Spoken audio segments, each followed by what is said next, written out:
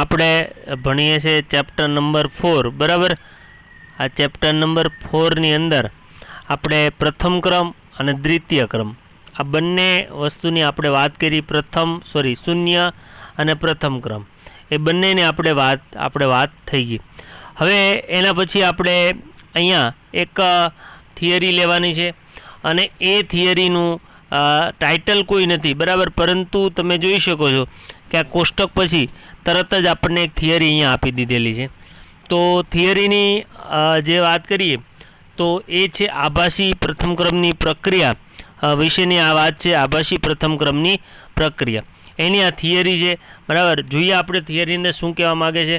તો આ આભાસી પ્રથમ ક્રમની પ્રક્રિયાની આ થિયરી આપણે ભણીએ બરાબર। તો વાત કરીએ, પ્રક્રિયાનો ક્રમ ઘણી વખત પરિસ્થિતિને લીધે બદલાય છે।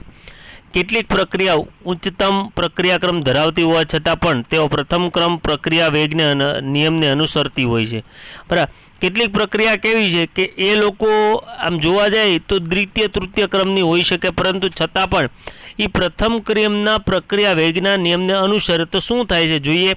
ઇથાઇલ એસિટેટની જળ વિભાજન પ્રક્રિયાને બરાબર એને ધ્યાનમાં લો, જે ઇથાઇલ એસિટેટ અને પાણી વચ્ચે થતી પ્રક્રિયા દર્શાવે છે। તમારે જો આ નીચે અહીંયા સામે આપી દીધેલું છે કે આ જે છે એ ઇથાઇલ એસિટેટ છે એની H2O સાથે પ્રક્રિયા કરે એટલે આપણને એસિડ અને આલ્કોહોલ એમ પ્રાપ્ત થતો હોય છે બરાબર। તો વાસ્તવમાં તે દ્વિતીય ક્રમની પ્રક્રિયા છે, એકચ્યુઅલી આ દ્વિતીય ક્રમની છે બરાબર। તો જોવા જઈએ તો આની અંદર શું થાય છે કે તેમાં ઇથાઇલ એસિટેટ અને પાણી બંનેની સાંદ્રતા પ્રક્રિયા વેગને અસર કરે છે। તો જો દ્વિતીય ક્રમની હોય તો બંને બરાબર અહીંયા આ જે એસિટેટ છે અને પાણી છે એ બંનેની સાંદ્રતા અહીંયા અસર કરવી જોઈએ, પરંતુ અહીંયા અસર કરતી નથી। શું થાય છે જોઈએ। પરંતુ જળ વિભાજન માટે પાણીનો જથ્થો વધુ પ્રમાણમાં લીધેલો હોવાથી પ્રક્રિયા દરમિયાન પાણીની સાંદ્રતામાં નોંધપાત્ર કોઈ ફેરફાર થતો નથી। આ પ્રક્રિયાનો વેગ માત્ર ઇથાઇલ એસિટેટની સાંદ્રતાથી અસર પામે છે। જેમ કે અહીંયા આપણે કીધું છે 0.01 મોલ ઇથાઇલ એસિટેટની 10 મોલ પાણી સાથે પ્રક્રિયા જળ વિભાજન પ્રક્રિયા દરમિયાન પ્રક્રિયકો અને નિપજોના પ્રક્રિયાની શરૂઆતમાં t બરાબર 0 અને સમય પૂર્ણ થયા પછીનો જથ્થો નીચે પ્રમાણે આપણે દર્શાવ્યો છે। હવે તમે જો શરૂઆતની અંદર 0.01 મોલ અને H2O ની અંદર 10 મોલ લીધા, તો અહીંયા એસિડમાં 0 મોલ અને આલ્કોહોલમાં 0 મોલ આપણને પ્રાપ્ત થયા બરાબર। હવે ટી સમય માટે તમે જો તો એસિટેટની અંદર આપણને 0 મોલ છે, H2Oમાં અંદર 9.99 મોલ છે, તો એસિડમાં 0.01 મોલ થાય અને આની અંદર મારે ટૂંકમાં તમને એટલું કહેવાનું કે આની સાંદ્રતા બદલાની જ નથી બરાબર, નથિંગ બરાબર થાય, પાણીની સાંદ્રતામાં કોઈ ખાસ ફેરફાર થયો નહીં। તો પછી આનો જે કે જે છે બરાબર અથવા તો વેગ જે છે આ વેગ કોની સાંદ્રતાને અનુસરે તો કે ફક્ત ને ફક્ત આ જે એસિટેટ છે એની સાંદ્રતાને અનુસરતો હોવો જોઈએ। આથી પ્રક્રિયા પ્રથમ ક્રમની પ્રક્રિયા પ્રમાણે વર્તે છે।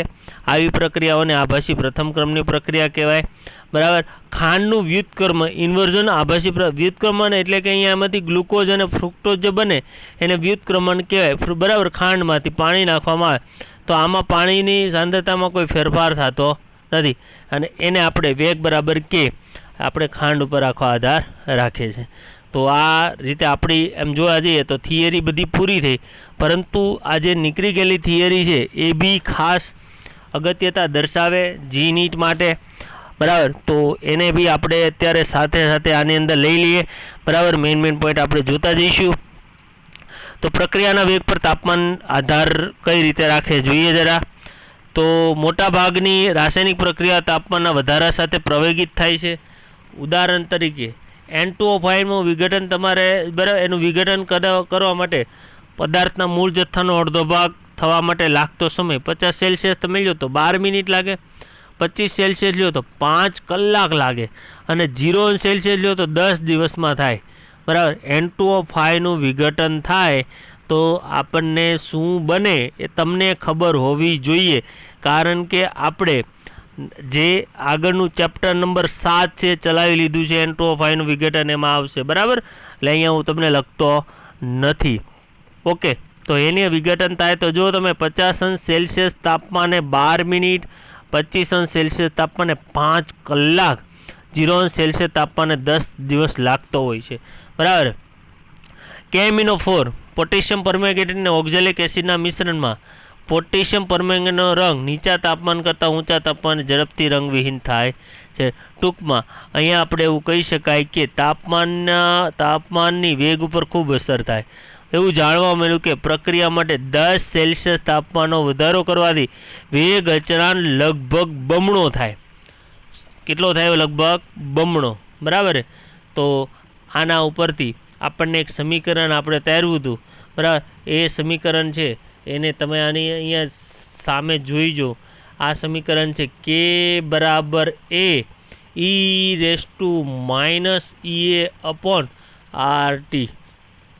હવે આ બધા જ વસ્તુની આપણે એક એક વાત કરી લઈએ. એ કોણ છે, ઈ કોણ છે, માઇનસ, બરાબર, ઈ એ કોણ છે. જો એ છે કેપિટલ એ આહારનિયસનો અવયવ અથવા આવૃત્તિ અવયવ કહેવાય. કે વિશે તો આપણે અચળાંક વિશે આપણે તો જાણીએ જ છીએ, બરાબર.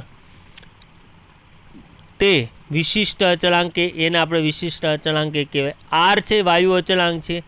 ઈએ છે એ જૂલ પ્રતિ મોલમાં સક્રિયકરણ ઉર્જા છે. યાદ રાખજો, બરાબર. એને શું કહેવાય? સક્રિયકરણ ઉર્જા.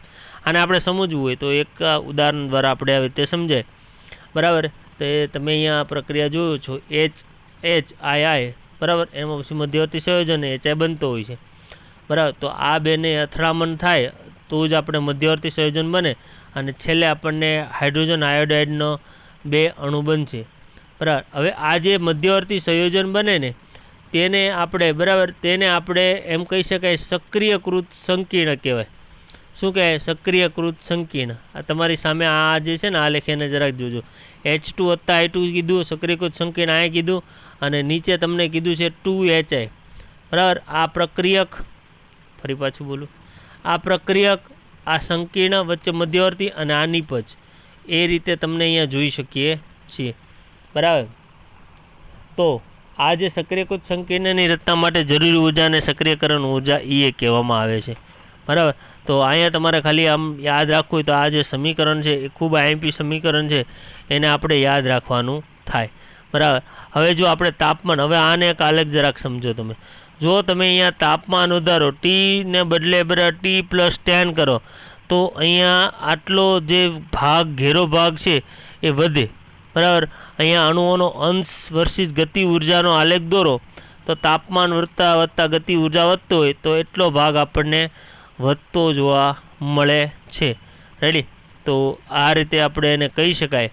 હવે આપણે ફરી પાછા એ બધું જાજો. આપણે ઓલું સમીકરણ હતું, સમીકરણને આપણે બંને બાજુ આપણે ln વડે આપણે કરીએ, બરાબર. તો ડાબી બાજુ ln આપણું હતું સમીકરણ કે એ -EA/RT. તો ડાબી બાજુ તમને ln કે બને. આ જે છે એ નીચે આવે કારણ કે ln ને એ જતો રહે. આ બંને વચ્ચે +ln A, રાઈટ. હવે આની ઉપરથી, બરાબર, આની ઉપરથી તમે આલેખ આરામથી કહી શકો. ln કે વર્સિસ 1/T નો આલેખ. ઢાળ કોણ થાય? -EA/R થાય. આંતરછેદ ln A થાય, બરાબર. પછી એ જ પાછું આપણું T1 તાપમાન ને T2 તાપમાન કરો તો ફાઇનલી આપણને એક સરસ મજાનું સમીકરણ, ખૂબ આઈએમપી સમીકરણ મળે. અને એ સમીકરણ, આપણું સમીકરણ જે છે એ આ રીતે લખી શકાય. log K2/K1 = A/2.303R કૌંસમાં T2 - T1 ના છેદમાં T1 × T2. ખૂબ આઈએમપી સમીકરણ છે. એના ઉપરથી અહીંયા દાખલા બી આપણને આપેલા છે, બરાબર. જરા જોઈ લઈએ જરાક એક વખત. એક પ્રક્રિયાનો વેગ અચળાંક 500 કેલ્વિન ને 700 કેલ્વિન. તો એક પહેલો T1 500, T2 700 તાપમાને, બરાબર. આપણે આ લીધો T1, આ લીધો T2, તો આને કહેવાય K1 અને આ થઈ ગયો K2. તો એ અને એના મૂલ્ય ગણો. તો પહેલાં આપણે એને એમ આ જે છે સમીકરણમાં, બરાબર, એ નહીં આવે. એ છે તો એને આપણે કરતા બનાવો, બરાબર. એ મળી ગયા પછી આપણને આ રીતે કે બરાબર એ -E/RT ઘાતમાં એ આપણે મૂકી દો, બરાબર. એટલે આપણને એમાં જવાબ આવી જશે. તો એ રીતે આપણે એક કહી શકાય છે, બરાબર. સેકન્ડ નંબરમાં છે ઉદ્દીપકની અસર. ઉદ્દીપક શું ભાગ ભજવે એ આપણને દર વખતે આવતો એક આ ટોપિક છે. ફરી પાછા આપણે અહીંયા જોઈ લઈએ તો તમે જો 2KClO3 ઇટ ગીવ્સ KCl વત્તા O2, તો MnO2 ઉદ્દીપક નાખો. જો તમે ઉદ્દીપક ન નાખો તો આ પ્રક્રિયાનો વેગ ખૂબ જ એટલે ખૂબ ઓછો રહે છે, બરાબર. ઉદ્દીપક પ્રક્રિયાનો વેગ વધારે છે, બરાબર. ઉદ્દીપક પ્રક્રિયાના વેગના વધારો કરવામાં મદદરૂપ કરે છે. એ શું કરે? ઉદ્દીપકનું કાર્ય મધ્યવર્તી સંકીર્ણના સિદ્ધાંતના આધારે સમજાવી શકાય. આ સિદ્ધાંત પ્રમાણે ઉદ્દીપક રાસાયણિક પ્રક્રિયામાં પ્રક્રિયકો સાથે ક્ષણિક બંધ રચે જે મધ્યવર્તી સંકીર્ણમાં પરિણમે અને આને ક્ષણિક અસ્તિત્વ હોય છે. વિઘટન પામી નિપજોને ઉદ્દીપક આપે. હવે આ શું કરે? આપણે તમને યાદ હોય તો તમે સક્રિયકરણ, બરાબર, આવો આલેખ હતો તો અહીંથી આમ જતો હતો તો આને સક્રિયકરણ ઉર્જા કીધી હતી. હમણાં ઉપરના આલેખ, આ જે આલેખ છે ને ઉપરનો, એની અંદર પાછા આપણે જોઈએ. જો આ આટલી ઉર્જાને સક્રિયકરણ ઉર્જા કહેવાય. આજે પહાડ બહેનોને આ જેટલું અંતર છે ને એને સક્રિયકરણ ઉર્જા આપણે કહીએ છીએ, બરાબર. તો એક વસ્તુ સમજો કે જેટલો આ ઊંચો પહાડમાં જવું હોય, ઊંચો જઈએ તેમ નિપજો આપણને શું કરે? મોડી મળે, બરાબર. સમય વધારે જોઈએ છે. તો આ ટૂંકમાં આ ઉદ્દીપક જે ખરો ને એ આ જે ઉપરનો જે પહાડ છે એ ઉદ્દીપક વગરનો, અને નીચે તમે જોઈ શકો એ આપણે ઉદ્દીપક હોય તો આ રીતે એ આપણે નાનો થઈ જાય છે, બરાબર. તો એ સક્રિયકરણ ઉર્જા, બરાબર, ઘટાડે છે ઉદ્દીપક. તો એ ખાસ યાદ રાખવાનું, સક્રિયકરણ ઉર્જાનો શું કરે છે? ઘટાડો કરવા થતો જોવા મળે છે, બરાબર. બીજો એક ટોપિક આ જે છે એ છે સંઘાતનો સિદ્ધાંત. હવે સંઘાતના સિદ્ધાંતની અંદર આપણને અહીંયા એક વૈજ્ઞાનિક થઈ ગયા. એ વૈજ્ઞાનિકે કીધું હતું કે આ લોકો જ્યારે, બરાબર, સખત ગોળા સ્વરૂપે તમે આને કલ્પી લો અને આ લોકો એકબીજા સાથે અથડાય તો જ પ્રક્રિયા થાય એવી વાત કરી હતી, તો જ નિપજ મળે. પ્રક્રિયા મિશ્રણના પ્રતિ સેકન્ડને પ્રતિ એકમ કદે સંઘાતની સંખ્યાને સંઘાત આવૃત્તિ તરીકે ઓળખાય. બીજું પરિબળ જે પ્રક્રિયા રાસાયણિક પ્રક્રિયાના વેગને અસર કરે છે તે સક્રિયકરણ ઉર્જા છે. એમ કરીને આપણને જો આ પાછો આવો વેગ બરાબર ZAB ઇન્ટુ E, બરાબર, E માઇનસ E/RT, હમણાં જે સમીકરણ હતું ને એના જેવું જ આવ્યું, પણ ત્યાં ZAB ને બદલે A હતો, બરાબર. અહીંયા આપણે ZAB છે તો એ જે ZAB પ્રક્રિયાકો જે ખરા એ અને બીની સંઘાત આવૃત્તિની અભિવ્યક્ત કરે, બરાબર, એ આપણે કહી શકાય છે. તો આ રીતે, બરાબર, એની અંદર દર વખતે અથડામણ થાય એ બી જરૂરી નથી હોતી. એટલા માટે શું છે કે આ જે ZAB ખરો એની આગળ એક સંભાવ્યતા અવયવ P આપણે મૂકી દીધો. આ બે સમીકરણ આમાં ખૂબ મહત્ત્વનું છે, બરાબર. તો આ રીતે વિદ્યાર્થી મિત્રો આપણે જે નથી બોર્ડમાં એ બી આપણે અહીંયા ભણાવી દીધું. ઓકે, થેન્ક યુ, આવજો.